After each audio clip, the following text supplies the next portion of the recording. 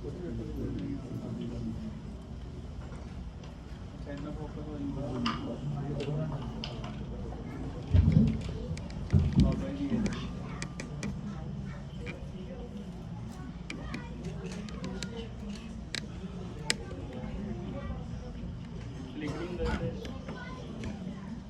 प्यारे साध संगत जी, आपनों श्री गुरु ग्रंथ साहिब जी के पहले प्रकाश दिहाड़े दियां कोटन-कोट मुबारकां। श्री गुरु ग्रंथ साहिब एक अथाह सागर है और सारी दुनिया के धार्मिक ग्रंथों के नालों इस सच्ची जीवन जाल का ढंग विस्तार सिक्ख्या जी दी गई है। तो एक बार फिर सारी साध संगत को इस मुबारक दिन दी बहुत बहुत मुबारक। जिन्हें भी गुरु नानक लेवा है समूह संसार दे विच इस शुभ दिन को बड़े सत्कार नाल मना रहे हैं। दरबार साहब मैं वेख्या कि उत्थे भी बहुत ही उच्चे पद्धर के उत्ते इस दिहाड़े को मनाया गया। तो बहुत डिटेल में नहीं, मैं तो वैसे होर भी 4 लेख लिखे हुए गुरु ग्रंथ साहिब उत्ते, पर अचेचा इत्थों दी लोड़ां नूं मुख रखदिआं होइआं मैं बहुत छोटा लेख लिखिआ है। इसलिए कुछ चीज़ां जिहड़ियां रह जाणगीआं वो माइंड ना करनी, क्योंकि टाइम इत्थे थोड़ा मिलदा।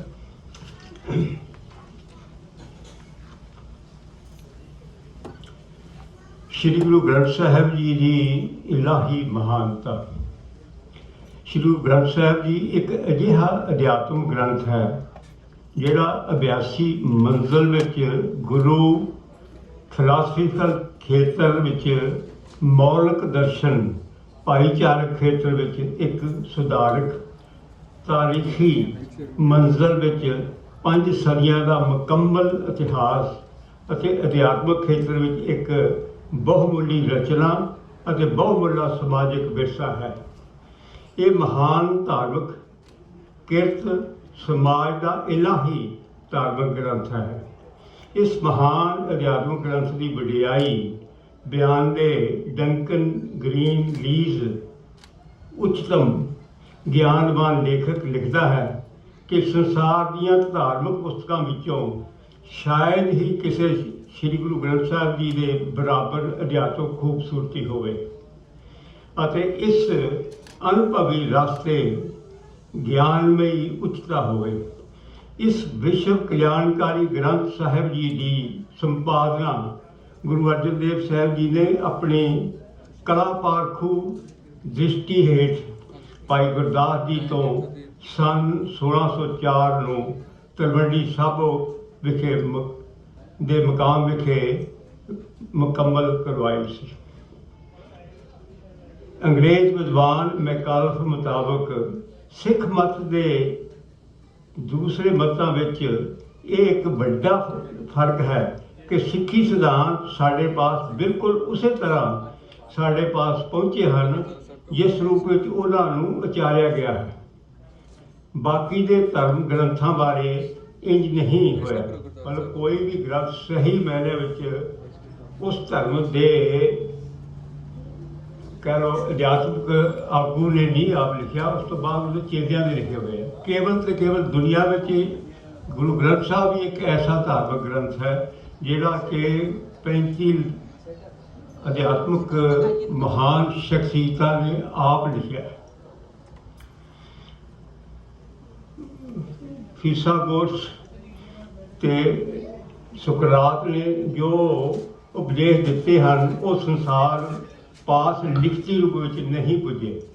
इस तरह ही कुरान शरीफ बारे हकीकत है, पर गुरु अर्जन देव जी ने बड़ी घालना घाल के सारी बाणी निरीखण करके गुरु ग्रंथ साहिब के विच संकल्प की है। इसे बाणी बारे तीसरे पातशाह ने प्रेरणा की है कि इस रूहानी बाणी का ही नित नियमता नाल अभ्यास किया जाना चाहिए है। आओ सिख सदू के प्यारिओ, गावो सच्ची बाणी, बाणी तो गावो गुरु केरी, बाणी सिर बाणी। गुरु ग्रंथ साहब एक महान अध्यात्म ग्रंथ है। इसकी धार्मिक तारीख, ਸਾਹਿਤਕ उच्चतमता ਤੇ ਸਮਾਜਿਕ ਪੱਖ ਬੇਹੱਦ ਮਹਾਨਤਾ ਵਾਲੇ ਹਨ। ਮਿਸ ਪਰਲ ਬਖ ਨੇ ਖੋਜ ਉਪਰੰਤ ਲਿਖਿਆ ਹੈ ਕਿ ਮੈਂ ਹੋਰ ਧਰਮਾਂ ਦੇ ਗ੍ਰੰਥਾਂ ਦਾ ਅਧਿਐਨ ਵੀ ਕੀਤਾ ਹੈ, ਪਰ ਮਨ ਅਤੇ ਚਿੱਤ ਨੂੰ ਟੁੰਬਣ ਵਾਲੀ ਜੋ ਸ਼ਕਤੀ ਗੁਰੂ ਗ੍ਰੰਥ ਸਾਹਿਬ ਵਿੱਚ ਅਨੁਭਵ ਹੋਈ ਹੈ, ਉਹ ਹੋਰ ਕਿਸੇ ਧਾਰਮਿਕ ਗ੍ਰੰਥ ਵਿੱਚੋਂ ਮੈਨੂੰ ਪ੍ਰਾਪਤ ਨਹੀਂ ਹੋਈ। ਸੰਸਾਰ ਵਿੱਚ ਧਾਰਮਿਕ ਗ੍ਰੰਥ ਤਾਂ ਅਨੇਕਾਂ ਹਨ, ਪਰੰਤੂ ਗੁਰੂ ਦੀ ਪਦਵੀ ਕੇਵਲ ਗੁਰੂ ਗ੍ਰੰਥ ਸਾਹਿਬ ਜੀ ਨੂੰ ਹੀ ਹੈ। ਸਭ ਤੋਂ ਵੱਡੀ ਗੱਲ ਇਹ ਹੈ ਜੀ, ਗੁਰੂ ਗ੍ਰੰਥ ਸਾਹਿਬ ਜੀ ਸਰਬ ਸਾਂਝੀਵਾਲਤਾ ਦੇ ਪ੍ਰਤੀਕ ਹਨ। ਇਸ ਸਰਬ ਵਿਸ਼ਵ ਦਾ ਸਾਂਝਾ ਧਾਰਮਿਕ ਗ੍ਰੰਥ ਹੈ। ਇਸੇ ਲਈ ਕੇਵਲ ਇਹੋ ਗ੍ਰੰਥ ਹੀ UN ਵਿੱਚ ਸਮਾਨਤਾ ਪ੍ਰਾਪਤ ਹੈ। ਭਾਰਤੀ ਸੁਪਰੀਮ ਕੋਰਟ ਨੇ ਵੀ ਇਸ ਨੂੰ ਜ਼ਿੰਦਾ ਗੁਰੂ ਪ੍ਰਵਾਨ ਕੀਤਾ ਹੈ। ਸੰਸਾਰ ਵਿੱਚ ਵਾਹਿਦ ਇਹੀ ਇਲਾਹੀ ਗੁਰੂ ਗ੍ਰੰਥ ਸਾਹਿਬ ਹੈ, ਜਿਸ ਵਿੱਚ ਧਾਰਮਿਕ 35 ਬ੍ਰਹਮ ਗਿਆਨੀ ਭਗਤਾਂ ਤੇ ਗੁਰੂਆਂ ਦੀ ਬਾਣੀ ਅਨੇਕ ਭਾਸ਼ਾਵਾਂ ਵਿੱਚ ਦਰਜ ਹੈ। ਗੁਰੂ ਗ੍ਰੰਥ ਸਾਹਿਬ ਸਭ ਨੂੰ ਬਰਾਬਰਤਾ ਦਾ ਸੰਦੇਸ਼ ਦਿੰਦੇ ਹਨ। ਨਾ ਕੋ ਬੈਰੀ ਨਾਹਿ ਬਗਾਨਾ, ਸਗਲ ਸੰਗ ਹਮਕੋ ਬਣਾਏ। ਇਸ ਵਿੱਚ ਮਨੁੱਖਤਾ ਨੂੰ ਸੰਦੇਸ਼ ਹੈ ਕਿ ਸਾਰੇ ਜੀਵ ਇੱਕੋ ਪਰਮ ਸ਼ਕਤੀ ਦੀ ਰਚਨਾ ਹਨ ਅਤੇ ਸਭ ਦਾ ਕਾਦਰ ਉਹ ਅਕਾਲ ਪੁਰਖ ਹੈ। ਅਵਲ ਅੱਲਾ ਨੂਰ ਪਾਇਆ, ਕੁਦਰਤ ਕੇ ਸਭ ਬੰਦੇ, ਏਕ ਨੂਰ ਤੇ ਸਭ ਜਗ ਉਪਜਿਆ, ਕੌਣ ਭਲੇ ਕੋ ਮੰਦੇ। ਗੁਰੂ ਗ੍ਰੰਥ ਸਾਹਿਬ ਵਿੱਚ ਸਰਬੱਤ ਦੇ ਭਲੇ ਦੀ ਹੀ ਕਾਮਨਾ ਕੀਤੀ ਗਈ ਹੈ। ਇਸ ਲਈ ਬੇਨਤੀ ਹੈ, ਜਗਤ ਜਲੰਧਰ ਰੱਖ ਲੈ ਆਪਣੀ ਕਿਰਪਾ ਧਾਰ। ਗੁਰੂ ਗ੍ਰੰਥ ਸਾਹਿਬ ਦੀ ਬਾਣੀ ਸਰਬ ਕਲਿਆਣਕਾਰੀ ਹੈ। ਇਸ ਵਿੱਚ ਦਿੱਤੇ ਗਏ ਉਪਦੇਸ਼ ਸਮੁੱਚੀ ਮਾਨਵਤਾ ਲਈ ਸਾਂਝੇ ਹਨ। ਇਸੇ ਲਈ ਸਾਧੂ TL ਵਾਸਵਾਨੀ ਨੇ ਠੀਕ ਕਿਹਾ ਹੈ ਕਿ ਗੁਰੂ ਗ੍ਰੰਥ ਸਾਹਿਬ ਸਾਂਝੀਵਾਲਤਾ ਦਾ ਸਰਬੋਤਮ ਇੱਕੋ ਇੱਕ ਗ੍ਰੰਥ ਹੈ। ਇਸ ਵਿਚਲੇ ਉਪਦੇਸ਼ ਆਪਸੀ ਭਾਈਚਾਰੇ ਦੇ ਮਾਨਵੀ ਮਾਲਾ ਦੇ ਮਾਣਕਿਆਂ ਦੇ ਸੂਤਰ ਦੇ ਤੌਰ ਤੇ ਕੰਮ ਕਰਦੇ ਹਨ। ਅੱਜ ਜਦੋਂ ਸੰਸਾਰ ਵਿੱਚ ਨਿਜਵਾਦ ਦਾ ਪਸਾਰਾ ਬੜੀ ਤੇਜ਼ੀ ਨਾਲ ਫੈਲ ਰਿਹਾ ਹੈ, ਉਸ ਪਰਿਪੇਖ ਵਿੱਚ ਪ੍ਰੋਫੈਸਰ GC ਆਚਰ ਨੇ ਠੀਕ ਕਿਹਾ ਹੈ ਕਿ ਗੁਰੂ ਗ੍ਰੰਥ ਸਾਹਿਬ ਦਾ ਧਰਮ ਹੀ ਸੰਸਾਰ ਲਈ ਕਰਮਯੋਗ ਧਰਮ ਹੈ। ਸੰਸਾਰ ਨੂੰ ਇਸ ਸੰਦੇਸ਼ ਦੀ ਜੋ ਸ਼ਾਂਤੀ ਤੇ ਪਿਆਰ ਦਾ ਪ੍ਰਗਟਾਵਾ ਹੈ, ਉਸ ਨੂੰ ਅਪਣਾਉਣ ਦੀ ਜ਼ਰੂਰਤ ਹੈ। ਇਸ ਸੰਬੰਧੀ ਗੁਰੂ ਨਾਨਕ ਦੇਵ ਜੀ ਦਾ ਉਪਦੇਸ਼ ਹੈ, ਸੱਚੋ ਮੋਰੇ ਸਭ ਕੋ ਉੱਪਰ ਸੱਚ ਅਚਾਰ। ਅਜੋਕੇ ਸਮੇਂ ਜਦੋਂ ਵਿਸ਼ਵ ਵਿੱਚ ਵਿਤਕਰਿਆਂ ਅਤੇ ਭੇਦਾਂ ਦੀ ਜਿਲਨ ਵਿੱਚ ਫਸਿਆ ਹੋਇਆ ਹੈ, ਉਸ ਸਮੇਂ ਗੁਰੂ ਗ੍ਰੰਥ ਸਾਹਿਬ ਜੀ ਦੇ ਪਰਮ ਉੱਤਮ ਸੰਦੇਸ਼ ਸਮੁੱਚੀ ਮਾਨਵਤਾ ਨੂੰ ਸੁਚੱਜਾ ਮਾਰਗ ਬਖਸ਼ਦੇ ਹਨ। ਕਿਉਂਕਿ ਸੱਚ ਸਭ ਤੋਂ ਉੱਚਾ ਹੈ, ਪਰ ਸੱਚ ਤੋਂ ਵੀ ਉੱਪਰ ਹੈ ਸੱਚਾ ਆਚਾਰ। ਇਸੇ ਲਈ ਬਾਣੀ ਦੀ ਪਹਿਲੀ ਸੇਧ ਹੈ ਕਿ ਪ੍ਰਾਣੀ ਆਤਮ ਬਲ, ਸੰਜਮ, ਸਬਰ ਤੇ ਆਤਮਿਕ ਉੱਚਤਾ ਵੱਲ ਪਹੁੰਚਣ ਦਾ ਯਤਨ ਕਰੋ। ਗੁਰਬਾਣੀ ਦੇ ਸੰਦੇਸ਼ ਅਨੁਸਾਰ ਕੋਈ ਮਨੁੱਖ ਉੱਤਮ ਜਾਂ ਨੀਚ ਨਹੀਂ, ਇਹ ਫਲ ਉਸਦੇ ਕਰਮਾਂ ਉੱਪਰ ਨਿਰਭਰ ਕਰਦਾ ਹੈ। ਜਾਤ ਪਾਤ ਦੇ ਵਿੱਚ ਜਿਹੜੀ ਨਾ ਉੱਚ ਨੀਚ ਵਾਲੀ ਉਹ ਗੁਰਮਤਿ ਨਹੀਂ ਕਹਿੰਦੀ। ਆਪਸ ਕੋ ਜੋ ਭਲਾ ਕਹਾਵੇ, ਤਿਸੇ ਭਲਾਈ ਨਿਕਟ ਨਾ ਆਵੇ। ਸਰਬ ਕੀ ਰੇਨ ਜਾਂ ਕਾ ਮਨ ਹੋਏ, ਕਹੋ ਨਾਨਕ ਤਾਂ ਕੀ ਨਿਰਮਲ ਸੋਏ। ਸਮੁੱਚੇ ਰੂਪ ਵਿੱਚ ਗੁਰੂ ਗ੍ਰੰਥ ਸਾਹਿਬ ਜੀ ਸਧਾਰਨ ਤੌਰ ਤੇ ਗੈਰ ਸੰਪਰਦਾਇਕ ਹੈ। ਇਹ ਮਨੁੱਖੀ ਭਾਈਚਾਰੇ ਤੇ ਵਿਸ਼ਵ ਏਕਤਾ ਦੀ ਪੁਕਾਰ ਹੈ। ਇਸ ਗ੍ਰੰਥ ਦੀ ਬਾਣੀ ਸੰਸਾਰ ਲਈ ਪ੍ਰੇਰਨਾ ਦਾ ਉੱਤਮ ਸਰੋਤ ਹੈ ਅਤੇ ਮਨੁੱਖੀ ਖਾਸ਼ਾਹਾਂ ਦੀਆਂ ਹੱਦਾਂ ਤੋਂ ਉੱਪਰ ਸਮੁੱਚੀ ਮਨੁੱਖਤਾ ਨੂੰ ਉੱਤਮ ਕਰਮ ਅਤੇ ਸਰਬੱਤ ਦੇ ਭਲੇ ਦਾ ਸੰਦੇਸ਼ ਦਿੰਦੀ ਹੈ। ਇਸ ਗ੍ਰੰਥ ਦੀ ਬਾਣੀ ਮਨੁੱਖਤਾ, ਪਾਰਬ੍ਰਹਮ, ਕੁਦਰਤ ਤੇ ਕਾਦਰ ਦੇ ਸੰਸਾਰੀ ਸਮਾਜ ਦੇ ਆਪਸੀ ਰਿਸ਼ਤਿਆਂ ਨੂੰ ਬਿਆਨ ਕਰਦੀ ਹੈ। ਸਰਬ ਜਗਤ ਨੂੰ ਇੱਕ ਲੜੀ ਵਿੱਚ ਪਰੋਣ ਦਾ ਸਫਲ ਯਤਨ ਕਰਦੀ ਹੈ। ਗੁਰੂ ਗ੍ਰੰਥ ਸਾਹਿਬ ਜੀ ਦੇ 1430 ਪੰਨਿਆਂ ਵਿੱਚ 5894 ਸ਼ਬਦ ਹਨ। ਗੁਰਬਾਣੀ ਜੋ ਸੰਸਾਰ ਜੀਵਾਂ ਨੂੰ ਉਪਦੇਸ਼ਿਤ ਕਰਦੀ ਹੈ, ਉਸ ਦਾ ਤਾਤਪਰਜ ਹੈ ਕਿ ਆਪ ਗਵਾਈਏ ਤਾਂ ਸੋ ਪਾਈਏ ਔਰ ਕੈਸੀ ਚਿਤਰਾਏ, ਸੋ ਨਜ਼ਰ ਕਰ ਦੇਖੇ ਸੋਧਨ ਲੇਖੇ ਕਾਮਣ ਲਾਉਣ ਲਿਖ ਪਾਏ। ਬਾਣੀ ਗੁਰੂ, ਗੁਰੂ ਹੈ ਬਾਣੀ ਵਿੱਚ ਬਾਣੀ ਅੰਮ੍ਰਿਤ ਸਾਰੇ, ਗੁਰਬਾਣੀ ਕਹੇ ਸੇਵਕ ਜਨ ਮਾਨੇ, ਪ੍ਰਤੱਖ ਗੁਰ ਵਿਸਤਾਰੇ। ਵੈਸੇ ਵੀ ਗੁਰਮਤਿ ਦਾ ਨਹੀਂ ਹੈ, ਪਰ ਬਹੁਤ ਪ੍ਰਚਲਿਤ ਹੈ ਸਾਡੇ ਆਮ ਤੌਰ ਪੜ੍ਹਿਆ ਜਾਂਦਾ ਕਿ ਸਭ ਸਿੱਖਣ ਕੋ ਹੁਕਮ ਹੈ ਗੁਰੂ ਮਾਨਿਓ ਮਾਨਿ। ਵਾਹਿਗੁਰੂ ਜੀ ਕਾ ਖਾਲਸਾ, ਵਾਹਿਗੁਰੂ ਜੀ ਕੀ ਫਤਿਹ।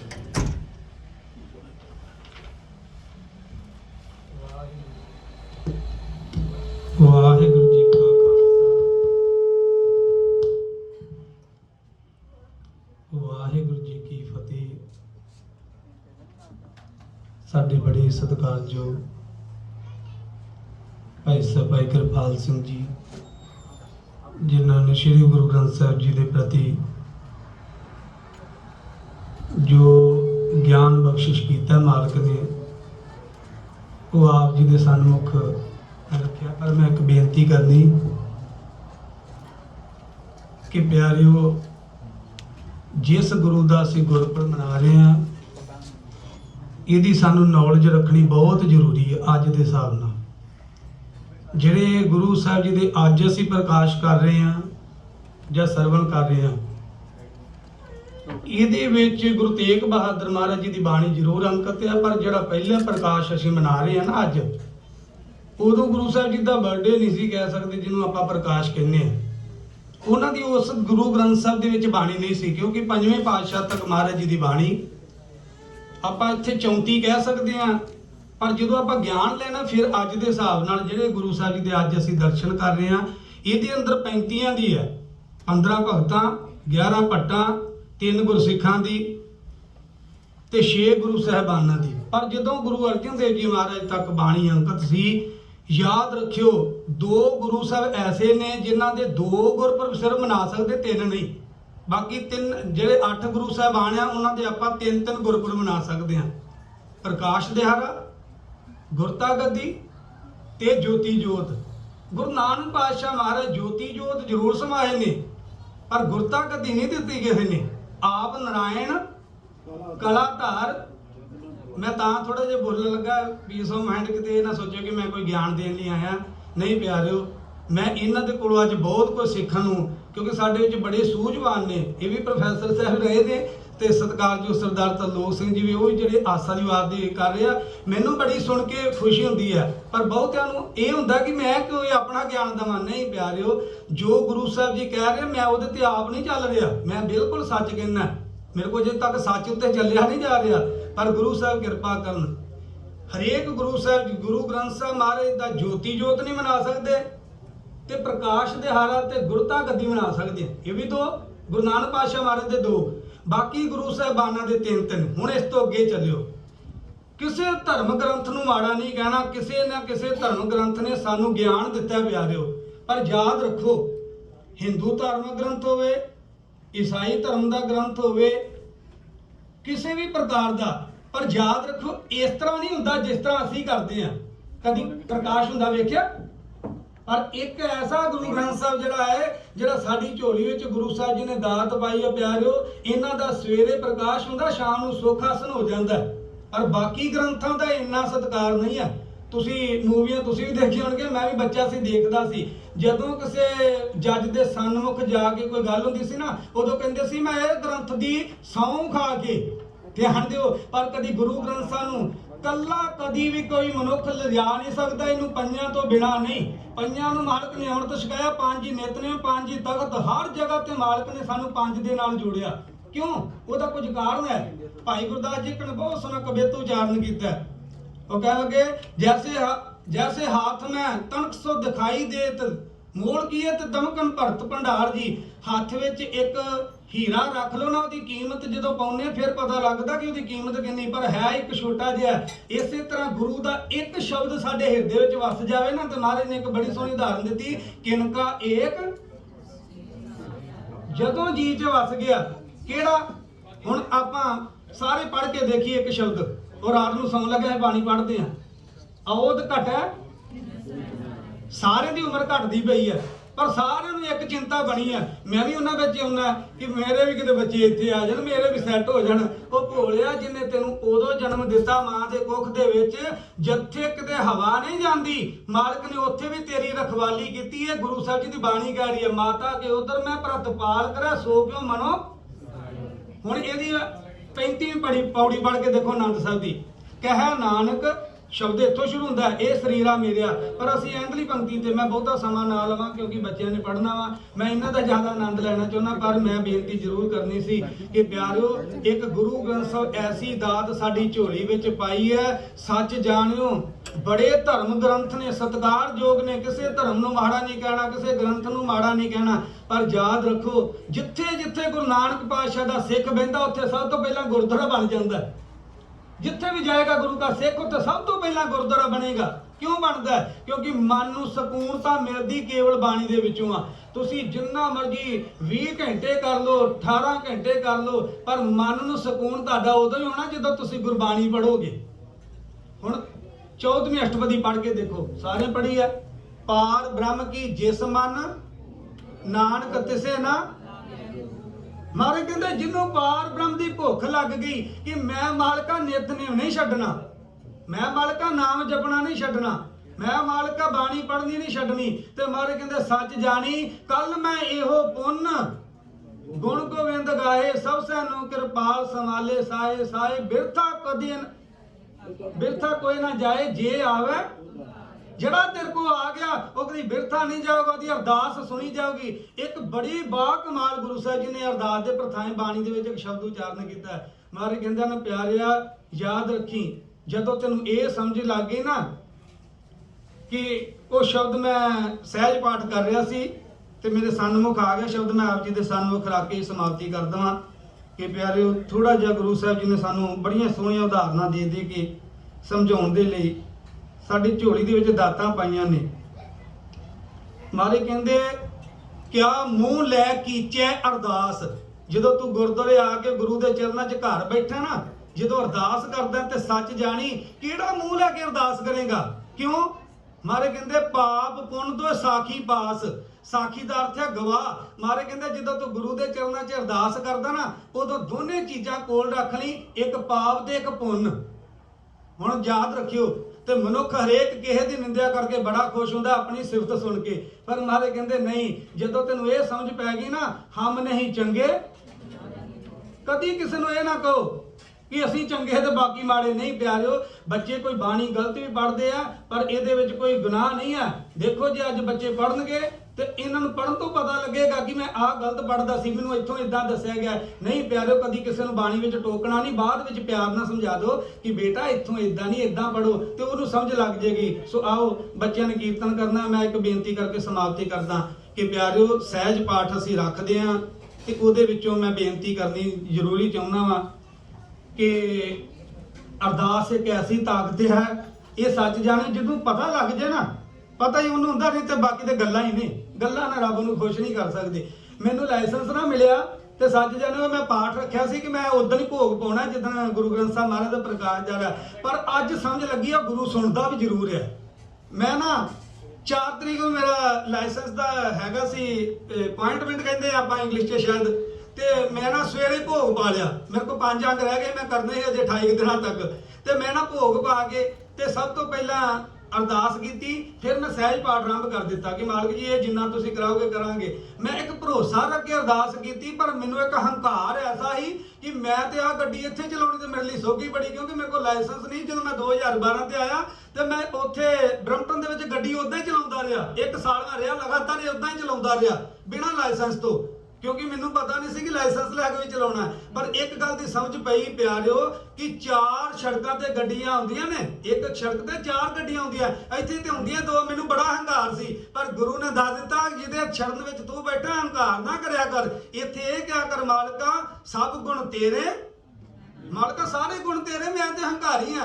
ਤੇ ਮੈਂ ਉਸ ਵੇਲੇ ਭੋਗ ਪਾ ਕੇ ਗਿਆ ਤੇ ਜਦੋਂ ਮੈਂ ਉੱਥੇ ਲਾਇਸੈਂਸ ਦਿੱਤਾ ਤੇ ਮੈਨੂੰ ਉਹਨੇ ਉਸੇ ਵੇਲੇ ਪਾਸ ਕੀਤਾ। ਤੇ ਮੈਂ ਕਹਾਂ ਕਿ ਮੈਨੂੰ ਗੋਰਾ ਬੜਾ ਵਧੀਆ ਮਿਲ ਗਿਆ, ਨਹੀਂ ਪਿਆਰੇ ਮੈਨੂੰ ਗੁਰੂ ਚੰਗਾ ਮਿਲ ਗਿਆ ਜਿਹਨੇ ਮੇਰੀ ਲਾਜਪਤ ਰੱਖ ਲਈ। ਸੋ ਇਸੇ ਕਰਕੇ ਮੈਂ ਬੇਨਤੀ ਜ਼ਰੂਰ ਕਰਨੀ ਹੈ। ਹੁਣ ਆਪਾਂ ਇੱਥੋਂ ਬਾਅਦ ਵੀ ਸਮਾਪਤੀ ਤੋਂ ਸਹਿਜ ਪਾਠ ਰੱਖ ਲੈਣਾ ਤੇ ਗੁਰੂ ਰਾਮਦਾਸ ਜੀ ਮਹਾਰਾਜ ਦਾ ਪ੍ਰਕਾਸ਼ ਦਿਹਾੜਾ ਆ ਰਿਹਾ ਵਾ 11 ਅਕਤੂਬਰ ਨੂੰ, ਤੇ ਮੈਨੂੰ ਲੱਗਦਾ ਸ਼ਾਇਦ 46 ਦਿਨ ਬਣਦੇ ਆ ਤੇ ਆਪਾਂ ਇਹਦੇ ਵਿੱਚ 36 ਜਾਂ 35 ਅੰਗ ਬਣਨਗੇ ਡੇਲੀ ਦੇ। ਤੇ ਜਿਨ੍ਹਾਂ ਬੱਚਿਆਂ ਕੋਲ ਟਾਈਮ ਜਦੋਂ ਲੱਗੇ, ਇਹ ਕੋਈ ਜ਼ਰੂਰੀ ਨਹੀਂ ਕਿ ਅੱਜੇ ਤੁਸੀਂ ਕਰਨਾ, ਜਦੋਂ ਤੁਹਾਡੇ ਕੋਲ ਹਫ਼ਤੇ 'ਚ 1 ਦਿਨ ਲੱਗ ਜੇ ਮੈਂ ਤਾਂ ਡੇਲੀ ਕਰੂੰਗਾ, ਪਰ ਜਿਹਦੇ ਕੋਲ ਟਾਈਮ ਲੱਗ ਜੇ ਕਮ ਸੋ ਕਮ ਉਹਨਾਂ 36 ਅੰਗਾਂ ਦੇ ਵਿੱਚੋਂ 2 ਹੀ ਕਰਿਓ। ਜੇ ਅਸੀਂ 4 ਅੰਗ ਵੀ ਕਰਾਂਗੇ ਨਾ ਤੇ 1 ਸਾਲ ਵਿੱਚ ਭੋਗ ਪਾ ਸਕਦੇ ਹਾਂ, 1 ਅੰਗ ਕਰਾਂਗੇ 4 ਸਾਲਾਂ 'ਚ ਪਾ ਸਕਦੇ ਹਾਂ। ਕਮ ਸੋ ਕਮ ਜਿਹੜੇ ਗੁਰੂ ਨੇ ਸਾਨੂੰ ਏਡੀ ਵੱਡੀ ਅਥਾਹ ਸਮੁੰਦਰ ਦਿੱਤਾ, ਗੁਰੂ ਕੇ ਪਿਆਰ ਵਾਲਿਓ, ਉਸ ਗੁਰੂ ਦੇ ਨਾਲ ਜੁੜਨ ਦਾ ਉਪਰਾਲਾ ਜ਼ਰੂਰ ਕਰੋ। ਤੁਹਾਡਾ ਬਹੁਤ ਧੰਨਵਾਦ। ਸਤਿਕਾਰਯੋਗ ਸਰਦਾਰ ਕਿਰਪਾਲ ਸਿੰਘ ਜੀ ਸਾਡੇ ਸੂਝਵਾਨ ਹੈ ਤੇ ਮੇਰੇ ਸੀਨੀਅਰ ਵੀ ਕਹਿ ਸਕਦੇ ਆ ਕਿ ਜਿੱਥੋਂ ਮੈਂ ਕਥਾ ਸਿੱਖੀ ਸੀ ਨਾ ਸ਼੍ਰੋਮਣੀ ਸਿੱਖ ਮਿਸ਼ਨਰੀ ਚੋਂ ਲੁਧਿਆਣੇ ਤੋਂ, ਸੋ ਇਹ ਉਹਨਾਂ ਦੇ ਵਿੱਚ ਰਹੇ ਨੇ। ਇਹ ਬੜਾ ਸੂਝਵਾਨ ਨੇ, ਬੜਾ ਗਿਆਨ ਰੱਖਦੇ, ਪਰ ਟਾਈਮ ਵਿਚਾਰਿਆਂ ਨੂੰ ਉਹਨਾਂ ਕੁ ਦਿੱਤਾ ਗਿਆ ਤੇ ਥੋੜੇ ਜਿਹੇ ਵਿੱਚ ਕੀ ਬੋਲ ਸਕਦੇ ਆ, ਪਰ ਬਹੁਤ ਕੁਝ ਬੋਲਿਆ, ਵਧੀਆ ਬੋਲਿਆ ਬਹੁਤ ਕੁਝ। ਪਰ ਮੈਂ ਇੱਕ ਬੇਨਤੀ ਕਰਾਂ, ਇਹ ਸਹਿਜ ਪਾਠ ਹੁਣ ਆਪਾਂ ਇੱਥੋਂ ਸਮਾਪਤੀ ਬਾਅਦ ਫਿਰ ਰੱਖ ਲੈਣਾ ਤੇ ਆਪਾਂ ਉਦੋਂ ਰੱਖਣਾ ਤੇ 11 ਨੂੰ ਆਪਾਂ ਭੋਗ ਪਾ ਦੇਣਾ ਵਾ। ਸੋ ਕਹਿਣ ਤੋਂ ਮੁਰਾਦ 11 ਨੂੰ ਨਹੀਂ ਪਏਗਾ, ਕਿਉਂਕਿ ਅੱਗੇ ਐਤਵਾਰ ਆ ਜਾਣਾ, ਸ਼ਾਇਦ ਉਸ ਤੋਂ 11 ਤੋਂ ਬਾਅਦ ਕਿੱਦਣ ਆਉਣਾ ਉਦੋਂ ਹੀ ਭੋਗ ਪਏਗਾ, ਐਤਵਾਰ ਸੰਗਤ ਇਕੱਠੀ ਹੁੰਦੀ ਹੈ। ਸੋ ਦੋਏ ਹੱਥ ਜੋੜ ਕੇ ਬੇਨਤੀ ਹੈ ਕਿ ਪਿਆਰਿਓ ਸਾਡੇ ਗੁਰੂ ਸਾਹਿਬਾਂ ਨੇ ਜਿਹੜਾ ਸਾਡੀ ਝੋਲੀ ਦੇ ਵਿੱਚ ਦਾਤ ਪਾਈ ਹੈ ਨਾ, ਇਹ ਯਾਦ ਰੱਖਿਓ। ਮੈਂ ਅਗਲੇ ਐਤਵਾਰ ਆਪ ਜੀ ਦੇ ਨਾਲ ਇੱਕ ਸਾਂਝੀ ਵਾਰਤਾ ਕਰਨੀ ਆ, ਉਹਦੇ ਵਿੱਚੋਂ ਸਮਝ ਪਏਗੀ ਕਿ 3 ਉਦਾਹਰਨਾਂ ਬਾਣੀ ਵਿੱਚ ਆਉਂਦੀਆਂ ਨੇ, ਸਿਮਰੋ ਸਿਮਰ ਸਿਮਰ। ਇਸ ਤੋਂ ਅੱਗੇ ਚੱਲੀਏ, ਇਸ ਤੋਂ ਅੱਗੇ ਨਹੀਂ ਚੱਲਣਾ। ਤਾਤੀ ਵਾਵ ਨਾ ਔਖੀ ਘੜੀ ਨਾ। ਹੁਣ ਗੁਰੂ ਅਰਜਨ ਦੇਵ ਨੂੰ ਪੁੱਛਿਆ ਜੀ ਮਹਾਰਾਜ ਤੁਸੀਂ ਕਹਿੰਦੇ ਕਿ ਸਿਮਰੋ ਤੇ ਸੁੱਖ ਮਿਲਦਾ, ਤੁਸੀਂ ਤੱਤੀ ਤਵੀ ਤੇ ਬੈਠੇ ਹੋ। ਮਹਾਰਾਜ ਕਹਿੰਦੇ ਭੋਲਿਆ, ਰਾਵਣ ਨੇ ਇੱਕ ਮਾੜਾ ਕੰਮ ਕੀਤਾ, ਉਹਦਾ ਇਹ ਸਾਲ ਦੁਸਹਿਰਾ ਮਨਾਇਆ ਜਾਂਦਾ, ਤੂੰ ਤਾਂ 10 ਦੇ ਵਿੱਚੋਂ 1 ਤੇ ਕਰਦਾ ਹੋਵੇਗਾ ਨਾ। ਸੁਖਮਨੀ ਸਾਹਿਬ ਜੀ ਦੀ ਚੌਥੀ ਅਸ਼ਟਪਦੀ ਪੜ੍ਹ ਕੇ ਦੇਖੋ, ਸੰਗ ਸਹਾਈ ਸੋ ਆਵੇ ਨਾ ਚੀਤ ਜੋ ਬਹਿ ਰਾਈ ਤਾਂ ਸੋ ਪ੍ਰੀਤ ਬਲੂਆ ਕੇ ਗ੍ਰਹਿ ਭੀਤਰ ਬਸੈ ਆਨੰਦ ਕੇਲ ਮਾਇਆ ਰੰਗ ਰਸੈ ਦ੍ਰਿੜ ਕਰ ਮਾਨੈ ਮਨੇ ਪ੍ਰਤੀਤ ਕਾਲ ਨਾ ਆਵੇ ਮੂੜੇ ਚੀਤ ਬੈਰ ਵਿਰੋਧ ਕਾਮ ਕ੍ਰੋਧ ਮੋਹ ਝੂਠ ਵਿਕਾਰ ਮਹਾ ਲੋਭ ਧਰੋਏ 10 ਨੇ। ਮਾਰੇ ਕਹਿੰਦੇ 10 ਵਿੱਚੋਂ 1 ਤੇ ਕਮਾਉਂਦਾ ਹੀ ਹੋਵੇਗਾ ਨਾ। ਇਹੋ ਜੁਗਤ ਰਾਖ ਨਾਨਕ ਰਾਖ ਲਿਓ। ਇੱਥੇ ਕਰਮ ਦੇ ਅਰਥ ਕਰਾਂਗੇ ਕਿਰਪਾ। ਸੋ ਕਿਰਪਾ ਗੁਰੂ ਦੀ ਹੋ ਜਾਵੇ। ਇਹ ਜਿਹੜਾ ਸਾਡੀ ਝੋਲੀ ਦੇ ਵਿੱਚ ਦਾਤ ਪਾਈ ਨਾ ਪਿਆਰਿਓ, ਇਹ ਬੜੀ ਬਾਥਾਹ ਸਮੁੰਦਰ ਹੈ। ਪ੍ਰੋਫੈਸਰ ਜੀ ਕਹਿ ਗਏ ਨੇ ਆਪ ਜੀ ਨੂੰ ਕਿ ਵਾਕਈ ਅਥਾਹ ਸਮੁੰਦਰ ਹੈ, ਇਹਦੇ ਨਾਲ ਜੁੜੋ। ਕਿਸੇ ਦੇ ਧਰਮ ਨੂੰ ਕਦੀ ਮਾੜਾ ਨਾ ਕਹੋ, ਪਰ ਅਸੀਂ ਸੋਚੀਏ ਕਿ ਮੈਂ ਕੀ ਕਰ ਰਿਹਾ। ਨਾਨਕ ਪਰਖੈ ਆਪ ਕਹੋ ਤਾਂ ਪਾਰਖ ਜਾਣ। ਆਪਣੇ ਆਪ ਨੂੰ ਪਰਖਣਾ ਕਿ ਮੈਂ ਕਿੰਨਾ ਕੁ ਚੰਗਾ ਹਾਂ।